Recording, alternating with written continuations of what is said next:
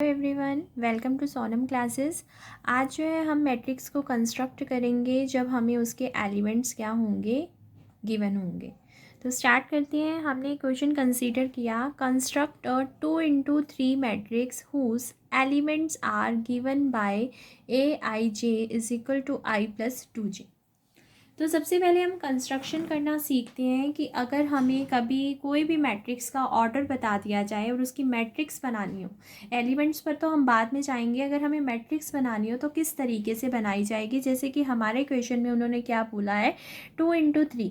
इस 2 into 3 को देखकर हमें ये पता चल रहा है कि हमारी 2 हॉरिजेंटल लाइन होनी चाहिए और 3 वर्टिकल लाइन होनी चाहिए, यानी कि रोज़ की संख्या 2 होनी चाहिए और कॉलम की संख्या 3 होनी चाहिए। तो पहले इस चीज़ को देखते हैं, आफ्टर दैट हम इसके एलिमेंट्स पर जाएंगे। ठीक है, अब देखो, आपको मैंने जैसे कहा 2 into 3, तो इस 2 into 3 का मतलब क्या है कि मुझे 2 हॉरिजेंटल रो लेनी है, यानी कि हमें 2 रोज़ लेनी है, और 3 वर्टिकल लाइंस यानी कि 3 हमें क्या लेनी है, कॉलम्स लेनी है। तो हमारे जो एलिमेंट हैं वो हम उसे AIJ से रिप्रेजेंट कर रहे हैं। आई यहाँ पर किसको शो कर रहा है, रो को शो कर रहा है, और जो जे है वो हमारा किसको शो कर रहा है, कॉलम को शो कर रहा है। ठीक है, अब ध्यान दो, जैसे कि मुझे उसने बोला कि 2 रो लेनी है और 3 कॉलम लेनी है, मतलब मुझे 2 लाइनें ऐसे लेनी है, ठीक है, और 3 लाइनें ऐसे लेनी है, 3 वर्टिकल 2 हॉरिजेंटल। तो हम जब पहला एलिमेंट बनाएंगे तो ये जो चीज़ है, ये एलिमेंट अगर देखा जाए तो ये पहली रो के अंदर भी आता है और ये पहली कॉलम के अंदर भी आता है। ध्यान से देखना, मैंने जो एक डॉट डाली है, ये डॉट का मतलब क्या है कि जो यहाँ पर मैं अपना पहला एलिमेंट लिखने वाली हूँ, पहला एलिमेंट यानी कि जो कि पहली रो के अंदर भी है और पहली कॉलम के अंदर भी है। तो मैंने आपको क्या कहा कि एलिमेंट की जो पोजीशन है वो हम किससे रिप्रेजेंट कर रहे हैं, AIJ से, जिसमें से आई हमारी रो को शो करेगी और जो जे है वो हमारी कॉलम को शो करेगी। तो आप बताना, इस पॉइंट पर, इस एलिमेंट पर मैं कौन सी रो में हूँ और कौन सी कॉलम में हूँ। इस टाइम पर मैं इस एलिमेंट के लिए पहली रो में हूँ और पहली ही कॉलम में हूँ, तो इस एलिमेंट का नेम क्या हो गया, A11। ठीक है, अब मान लो मैं इस एलिमेंट के पास गई, तो ये पहली तो रो को दिखा रहा है लेकिन दूसरी कॉलम को दिखा रहा है। तो आपको पहले क्या लिखनी होती है, रो, और फिर क्या लिखनी होती है, कॉलम। आप क्या कह रहे हो कि पहली रो में हूँ, दूसरी कॉलम में हूँ, तो ये एलिमेंट का नाम क्या हो गया, A12। फिर आगे मैं गई, मुझे क्योंकि कितनी कॉलम्स लेनी है, 3 कॉलम्स लेनी है, और रो कितनी लेनी है, 2। अभी तो मैं पहली रो पर हूँ, तो मैंने अभी तीसरा भी एलिमेंट पिक किया। अब तीसरा एलिमेंट देखूँ तो मैं पहली रो में हूँ और तीसरी कॉलम में हूँ। तो आपको पता है पहले किसको शो करना होता है, रो को, पहली रो में और तीसरी कॉलम में। तो ये एलिमेंट का नाम क्या हो गया, A13। क्या मैं अब फोर्थ एलिमेंट बनाऊंगी, नहीं, क्योंकि फोर्थ एलिमेंट बनाने के लिए मेरे पास 4 कॉलम होनी चाहिए। मैंने आपको कहा ना कि कितनी हमारे पास कॉलम है, 3। तो ये मैट्रिक्स यहाँ पर क्या हो गई, बन। लेकिन अभी तक हॉरिजेंटल लाइन कितनी बनी है, 1। अभी मुझे हॉरिजेंटल लाइन भी कितनी बनानी है, 2 बनानी है। तो अब मैं इसके पास गई, जब मैं इसके पास गई तो मैंने देखा ये दूसरी तो रो में है और पहली कॉलम में है। तो दूसरी रो में और पहली कॉलम में, और आपको बताया था मैंने पहले रो लिखनी है फिर कॉलम लिखनी है, तो ये इसका क्या नाम हो गया, A21। इसी तरह से जब मुझे ये एलिमेंट लिखना है तो मैं दूसरी रो में हूँ और दूसरी ही कॉलम में हूँ, तो इसका मतलब इसका नाम क्या हो गया, दूसरी रो दूसरी कॉलम, यानी कि A22। इसी तरह से मैंने आपको कहा कि मुझे ये एलिमेंट बताओ, तो आप कहोगे कि आप दूसरी रो में हो और तीसरी कॉलम में हो, तो यानी कि ये क्या हो गया हमारा, A23। तो हमें यही बोला था ना कि 2 into 3 की मैट्रिक्स बनाओ। तो देखो, जो लास्ट वाला सफिक्स होगा वो ऑर्डर से मैच हो रहा होगा, 2 और 3। ठीक है, अब मान लो मैं आपको कहती हूँ कि मुझे ना 3 into 4 की बना के दिखाओ। 3 into 4 का मतलब क्या है कि हमें 3 हॉरिजेंटल लाइन लेनी है और 4 वर्टिकल लाइन लेनी है, यानी कि 3 हमें रोज़ बनानी है और 4 हमें कॉलम्स बनानी है। ठीक है, तो अब 3 रो और 4 कॉलम बनानी है ना, तो आप समझ गए होंगे कि 3 तो होनी चाहिए ऐसे लाइंस और 3 होनी चाहिए रो वाइज और 4 होनी चाहिए हमारी कॉलम वाइज। ठीक है, तो अब स्टार्ट करते हैं इस मैट्रिक्स को बनाना। तो आप समझ ही गए होंगे, हमें क्या करना है, 3 × 4 की बनानी है। तो ये आया पहला एलिमेंट। तो ये बताना कैसे सिखाया था, ये पहली रो का है और पहली ही कॉलम का है। तो A11 ये बताओ, ये पहली रो का है, दूसरी कॉलम का है, ये पहली रो का है, तीसरी कॉलम का है, ये पहली रो का है और चौथी कॉलम का है। क्या A15 बनेगा? नहीं, क्योंकि मुझे ना 4 ही लाइंस बनानी थी और हॉरिजेंटली कितनी बनानी है, 3। एक होगी। अब दूसरी के पास आओ, ये दूसरी रो का है, पहली कॉलम का है, ये दूसरी रो का है, दूसरी कॉलम का है, ये दूसरी रो का है, तीसरी कॉलम का है, ये दूसरी रो का है, चौथी कॉलम का है। इसी तरह से ये तीसरी रो का है, पहली कॉलम का है, तीसरी रो का है, तीसरी रो का है, दूसरी कॉलम का है, तीसरी रो का है, तीसरी ही कॉलम का है, और तीसरी रो का और चौथी कॉलम का है। तो क्या अब अगली एक और लाइन बनेगी? नहीं, क्योंकि हॉरिजेंटल लाइंस कितनी बोली थी, 3 बनाने को, और वर्टिकल लाइंस कितनी बोली थी, 4 बनाने को। तो हमने देख लो 4 वर्टिकल लाइंस बना ली, 3 हॉरिजेंटल बना ली, और आपको मैंने क्या कहा था कि जो ऑर्डर होता है वो लास्ट में इससे क्या हो जाता है, मैच हो जाता है। तो ये तो अभी हमने सीखे कंस्ट्रक्शंस। अब इसके एलिमेंट्स जो गिवन है उस हिसाब से लेने हैं। तो ये तो अभी कंस्ट्रक्शन सिखाई थी। अब वापस से अपने क्वेश्चन के पास चलते हैं। तो देखो, अकॉर्डिंग टू दिस क्वेश्चन हमें 2 × 3 की मैट्रिक्स बनानी है ना। तो अभी मैंने आपको बनानी सिखाई है। तो अच्छा, आप मैट्रिक्स का कोई भी नाम लेट कर सकते हो। तो मैं लेट कर रही हूँ अपनी मैट्रिक्स का नाम A, ठीक है। और 2 × 3 अब आप समझ ही गए हो कि मतलब मुझे 2 हॉरिजेंटल लाइन बनानी है और 3 ही वर्टिकल लाइन बनानी है। तो अभी बनाना सिखाया है मैंने A11, A12, A13, A21, A22, A23। तो आपको क्या बोला था, 2 × 3 की मैट्रिक्स। तो मैंने आपको कहा था ना लास्ट वाला मैच होता है। तो इतनी चीज़ मैंने बनानी आपको सिखा दी। अब उसके बाद जो उन्होंने गिवन दिया है वो ये दिया है कि आपको मैट्रिक्स इस तरीके से दे रखी है, यानी कि जो AIJ है वो हमें क्या दे रखा है, I+2J। मतलब हर एलिमेंट को निकालने का हमें फॉर्मूला दे रखा है। तो हम चलते हैं अपने फॉर्मूले के पास और एक एक वैल्यूज़ को फाइंड आउट करते हैं। देखो, मैंने A11 निकालना है। तो मतलब जब मैंने इस फॉर्मूले में पुट किया तो I की जगह भी क्या पुट किया, 1, और J की जगह पर क्या पुट किया, 1। फॉर्मूले में गई, जहाँ I है वहाँ पर भी मैंने 1 लगा दिया, और जहाँ पर J है वहाँ पर भी 1 लगा दिया। तो सॉल्व किया, 1 ऐसे का ऐसे, 2 की 1 से मल्टीप्लाई करी 2। तो मेरा आंसर कितना आ गया, पहले एलिमेंट का 3, ठीक है। फिर मेरा ये एलिमेंट निकल गया, मैं नेक्स्ट एलिमेंट के पास गई। नेक्स्ट एलिमेंट के पास गई, उसने बोला A12।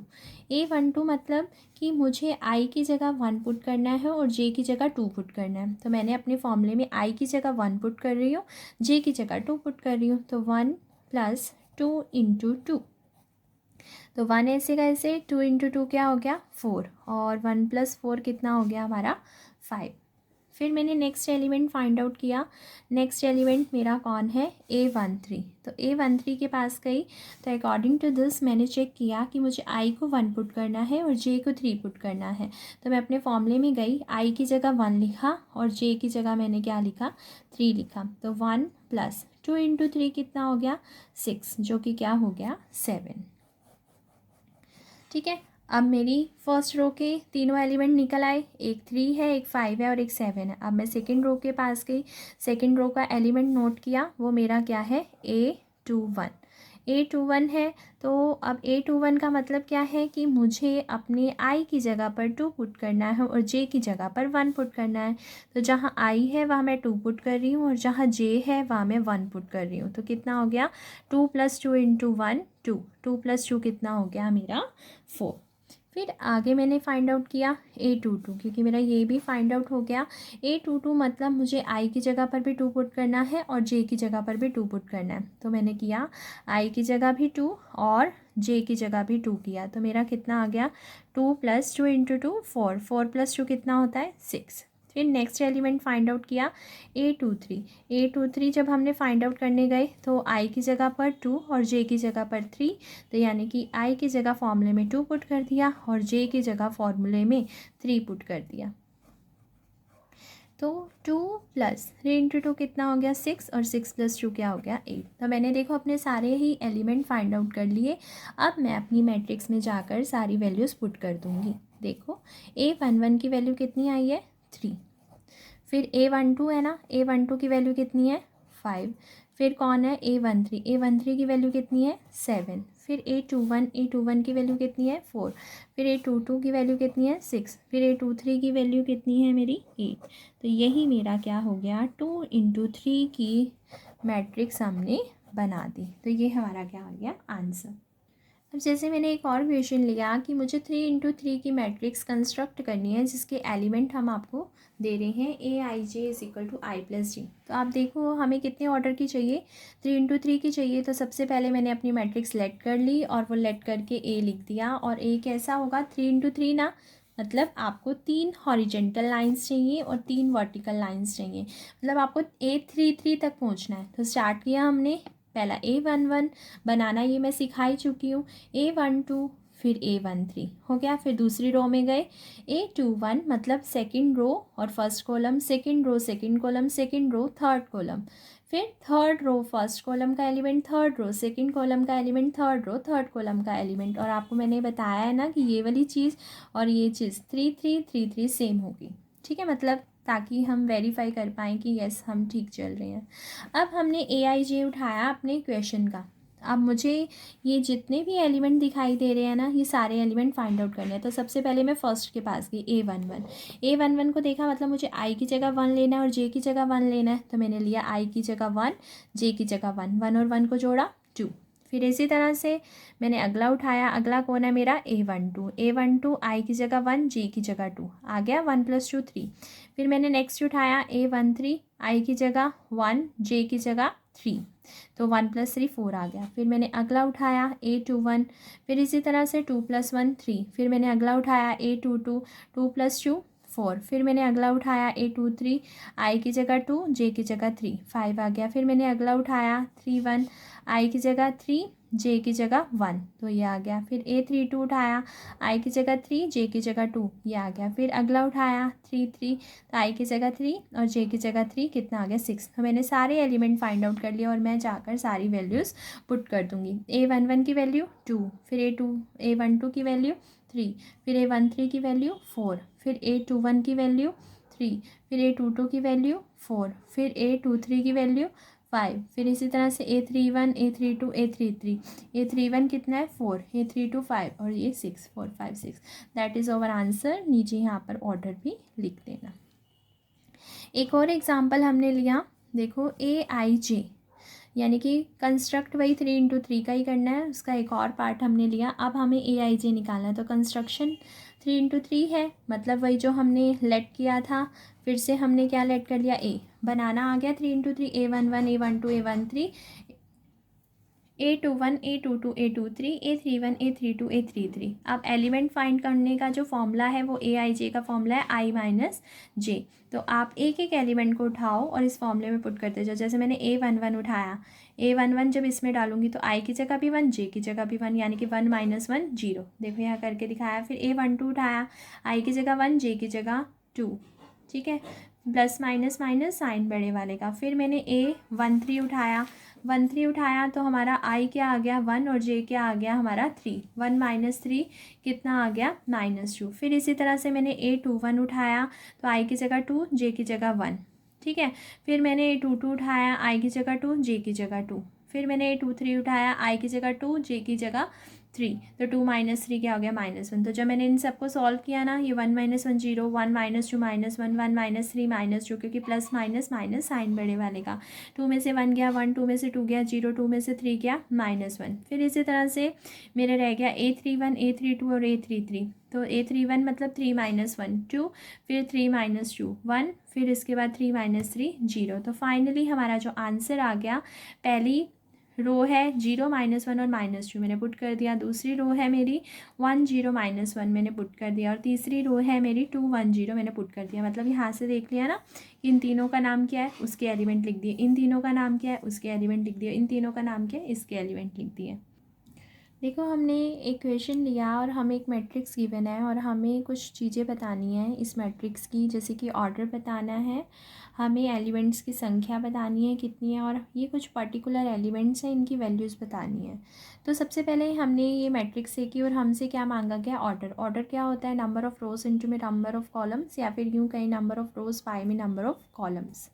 तो देखो हॉरिजेंटल लाइन हमारी रो को रिप्रेजेंट करती है 1 2 एंड 3, तो हमारी 3 तो क्या होगी, रो। वर्टिकल लाइन्स देखते हैं, 1 2 3 4, और वर्टिकल लाइन्स हमारी कॉलम को रिप्रेजेंट करती हैं। तो हमने देखा कि हमारी वर्टिकल लाइन हमारी 4 है, तो रो 3 है, 4 कॉलम है, तो हमारा जो ऑर्डर हो गया वो क्या हो गया, 3/4, यानी कि 3 इंटू 4, रो इंटू कॉलम।